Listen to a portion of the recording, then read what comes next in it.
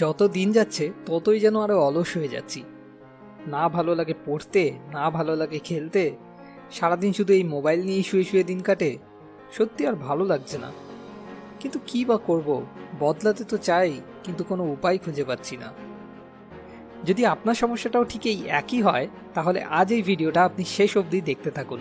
আশা করি আজ খুব সহজেই আপনি আপনার সমাধান পেয়ে যাবেন। আজ এই ভিডিওতে সবার প্রথমে আমি আপনার সাথে শেয়ার করব যে অলসতা আসলে ঠিক কি। এটা কি শুধুই মাত্র আমাদের মস্তিষ্কের কোনো ছলনা, নাকি এটা কোনো জিনগত ব্যাপার? তারপর আমি অলসতা দূর করার জন্য আপনার সাথে কিছু এরকম স্মার্ট আইডিয়া শেয়ার করব যেগুলো অভ্যাস করা অত্যন্ত সোজা, কিন্তু সেগুলো অসম্ভব উপকারী। তো চলুন শুরু করা যাক। প্রথমেই বলি, অলসতা ঠিক কি। আমাদের পূর্বপুরুষরা যখন জঙ্গলে বসবাস করতেন, তখন তাদের কোনো নিশ্চয়তা ছিল না যে পরবর্তী খাবারটা তারা কোথায় আর ঠিক কোন সময় পাবেন, বা এরপর ঠিক কখন তার উপর কোনো জীবজন্তু আক্রমণ করতে চলেছে। তাই তারা অলসতাকে কাজে লাগিয়ে নিজেদের শক্তি সঞ্চয় করে রাখতেন, যাতে পরে দরকারের সময় তাদের শক্তির অভাব না পড়ে। এই কারণে তারা মোটামুটি 80% সময় অলসতার সঙ্গে এবং 20% সময় অ্যাক্টিভ থাকার চেষ্টা করতেন। তাদের থেকেই বিবর্তিত হয়ে আমরা তৈরি হয়েছি। যদিও এখন আমাদের খাবারের অনিশ্চয়তা নেই, অন্তত আমি আপনি যারা এই ভিডিওটা দেখছি তাদের নেই বলেই আশা করা চলে, কিন্তু তবুও আমাদের মস্তিষ্ক এখনও সেই অভ্যাসেই জড়িয়ে আছে। এই কারণেই দিনের 80% সময় আমরা অলসভাবে এবং 20% সময় অ্যাক্টিভভাবে কাটাই। এখন সমস্যাটা হলো, কারো কারো ক্ষেত্রে 80-20-র বদলে সেটা 99-1% এসে দাঁড়িয়েছে। তো এটাকে কি করে বদলানো যায়? আগে বুঝে নিই অলসতার সিস্টেমটা ঠিক কী করে কাজ করে। আমাদের মস্তিষ্কে ডোপামিন নামে একটি হরমোন খরিত হয়, যেটা আমাদের যে কোনো কাজ করার জন্য ইচ্ছা শক্তিকে ভীষণভাবে নিয়ন্ত্রণ করে। এই ডোপামিন সিস্টেমকে মস্তিষ্কের রিওয়ার্ড সার্কিটারিও বলা হয়। ফেসবুক করতে বা সিওসি খেলতে কি আমরা কখনো অলসতা অনুভব করি? না, ঘন্টার পর ঘন্টা কোনো পরিশ্রম ছাড়াই এক নাগারে খেলে চলি। কিন্তু বই পড়ার ব্যাপারে সেক্ষেত্রে তো যেন 5 মিনিটও 5 ঘন্টার সমান লাগে। তো এরকম কেন হয়? আমরা যখন ফেসবুক করি বা সিওসি খেলি, তখন আমাদের ব্রেনের রিওয়ার্ড সার্কিটারি অ্যাক্টিভেট হয়ে যায়, কারণ এগুলোতে প্রতি মুহূর্তে আমরা নতুন কিছু এক্সপিরিয়েন্স করি। কিছু সময় পরপরই আমরা নতুন কিছু রিওয়ার্ড পাই, যেটা আমাদের মস্তিষ্কে ডোপামিন হরমোনের নিঃসরণকে বাড়িয়ে দেয়, যার ফলে আমরা ক্রমাগত বেশ একটা ভালো অনুভূতি অনুভব করতে থাকি এবং ধীরে ধীরে সেটার প্রতি আসক্ত হয়ে পড়ি।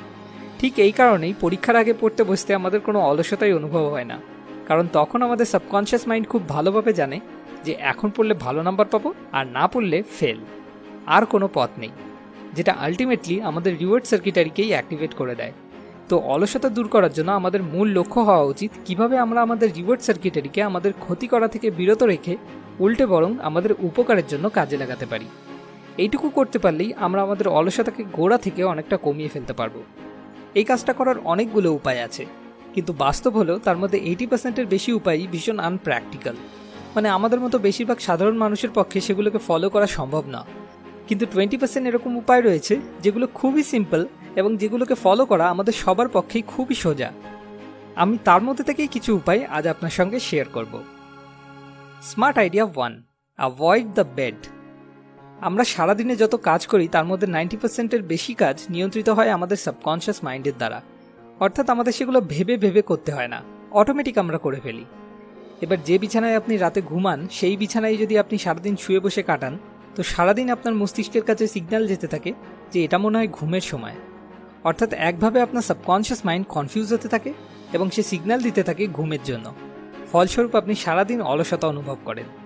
এটাকে বদলে একটা নতুন অভ্যাস তৈরি করতে হবে। ঘুম থেকে সকালে ওঠার পর থেকে যতক্ষণ না আবার ঘুমাতে যাচ্ছেন, তার মাঝে কখনোই ওই বিছানায় উঠবেন না। এমনকি পারলে সোফাও অ্যাভয়েড করুন।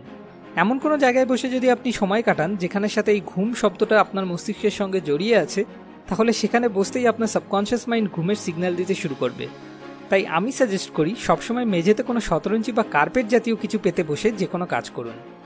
মেঝেতে বসে সময় কাটানোর জন্য আপনি শুধু অলসতার ক্ষেত্রেই নয়, তার সাথে সাথে আরও হাজারেরও বেশি উপকারিতা পাবেন।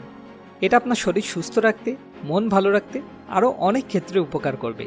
তাই একমাত্র ঘুমানো ছাড়া আর বাকি পুরোটা সময় মেঝেতেই বসে বা অনেকক্ষণ বসে থাকার পর দরকার হলে একটু হেলান দিয়ে বা একটু আড়মোড়া ভেঙে কোনো কাজ করে সময় কাটানোর চেষ্টা করুন। Smart idea 2, exercise. অলসতা মূলত দু ধরনের, একটা শারীরিক আর একটা মানসিক। শারীরিক অলসতাকে দূর না করে মানসিক অলসতাকে দূর করা প্রায় নেক্সট টু ইম্পসিবল, যেটার জন্য একমাত্র উপায় হলো এক্সারসাইজ করা। কিছু কিছু লোক থাকে দেখবেন যারা এক্সারসাইজ করার প্রতি আসক্ত, মানে একদিন জিম না করলেও যেন তাদের চলে না। ফুড, সেক্স অ্যান্ড এক্সারসাইজ, এই তিনটে জিনিস আমাদের ডোপামিন ক্ষরণ অর্থাৎ রিওয়ার্ড সার্কিটারিকে সবথেকে বেশি ইনফ্লুয়েন্স করে। যে নিজের সিস্টেমকে যে জিনিসটার সঙ্গে লিঙ্ক করে তোলে সে সেই জিনিসটাই তত বেশি উপভোগ করতে থাকে এবং ধীরে ধীরে সেটার প্রতি আসক্ত হয়ে পড়তে থাকে। এক্সারসাইজ অত্যন্ত উপকারী এবং এক্সারসাইজও বাকি দুটোর মতোই আসক্ত করে ফেলতে পারে।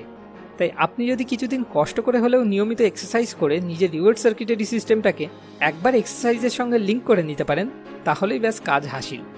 অলসতা তো দূর হবেই, তার সাথে সাথে আপনি সুস্থ সবল থাকতেও সক্ষম হবেন। Smart idea 3, reward yourself. আমাদের মূল লক্ষ্য হলো আমাদের রিওয়ার্ড সার্কিটারিকে উপকারের জন্য কাজে লাগানো, কিন্তু পড়ার ক্ষেত্রে এটাকে কিভাবে অ্যাক্টিভেট করব? শুধু পড়াই না, যে কোনো কাজ যেটা আপনি জানেন সেটা করা আপনার জন্য ভালো কিন্তু অলসতার কারণে কিছুতেই করে উঠতে পারছেন না, সেখানে ডোপামিনের ক্ষরণের জন্য আপনাকে এক্সটার্নালি ওই কাজটার জন্য নিজেকে নিজে রিওয়ার্ড দিতে হবে। মানে এখন যদি আপনার রিওয়ার্ড সার্কিটারি ফুডের মাধ্যমে সবথেকে বেশি ইনফ্লুয়েন্স হয়ে থাকে, মানে আপনি যদি খেতে খুব ভালোবাসেন, ধরুন আপনার প্রিয় খাবার হলো বিরিয়ানি, তাহলে নিজেকে নিজে কথা দিন যে 3 দিন পর পর রোজ একটা করে চ্যাপ্টার পড়া শেষ করলে 4 দিনের দিন আপনি নিজেকে আপনার ফেভারিট রেস্টুরেন্টের 1 প্লেট বিরিয়ানি রিওয়ার্ড দেবেন। এবার এটা বিরিয়ানির জায়গায় ক্যাডবেরি বা একটা সামান্য লজেন্সও হতে পারে। যখনই আপনি এরকম করবেন আপনার রিওয়ার্ড সার্কিটারি অ্যাক্টিভেট হয়ে যাবে এবং পড়ার জন্য বা সেই কাজের জন্য আপনি আলাদাই একটা মোটিভেশন অনুভব করবেন। খুবই সোজা এবং মজাদার একটা পদ্ধতি, শুধু এক্ষেত্রে আপনার একটু সেলফ ডিসিপ্লিনের প্রয়োজন হবে। Smart idea 4, do it interestingly. আমাদের মধ্যে অলসতা তখনই আরও বেশি করে দেখা দিতে থাকে যখন আমরা জোর করে এরকম কোনো কাজ করি যেটাতে আমাদের ভেতর থেকে সত্যিকারের কোনো ইন্টারেস্ট নেই। এবার একটা উপায় হলো এরকম কোনো কাজই না করা যেটাতে কোনো ইন্টারেস্ট নেই, কিন্তু সেটা সব ক্ষেত্রে সম্ভব হয় না। আমি যদি এখন একজন স্টুডেন্ট হই আর পড়াশোনায় আমার কোনো ইন্টারেস্ট না থাকে, তাহলে তবুও একটা মিনিমাম এডুকেশনের জন্য আমাকে পড়তেই হবে। এরকম কিছু বিশেষ ক্ষেত্র থাকে যেখানে কাজটাকে ইগনোর করা সম্ভব হয় না, সেক্ষেত্রে আমাদের অন্য উপায় বার করতে হবে। এমন কিছু খুঁজে বার করতে হবে যাতে সেই বোরিং কাজটাও ইন্টারেস্টিং লাগতে শুরু করে, যার মধ্যে একটা উপায় তো আমি আগেই বললাম, রিওয়ার্ড ইউরসেলফ। আর একটা উপায় হলো ট্রাই ইট ডিফারেন্টলি। যেমন হতে পারে কারোর বই পড়তে ভালো লাগে না কিন্তু সে শুনতে ভালোবাসে, বা হতে পারে সে ভিডিও দেখতে ভালোবাসে, তাহলে সে সেই মতো কোনো একটা উপায় বার করে তার সেই পড়াটাকেই ইন্টারেস্টিং করে তুলতে পারে। যখন আমরা কোনো কাজ করতে ইন্টারেস্ট পাই তখন অলসতা সত্যি অনেকটা দূর হয়ে যায়। যেমন মহান কেউ একজন বলেছেন, everything is easy when you are crazy and nothing is easy when you are lazy.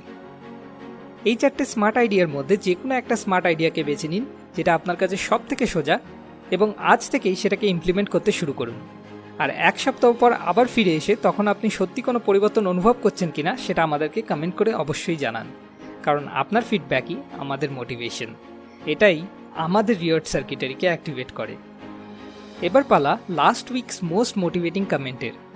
তৈফুর ভাই, আমরা সত্যি অনেক আনন্দিত আপনাকে সাহায্য করতে পেরে। আমাদের কাছে এর থেকে বড় কিছু আর হতে পারে না।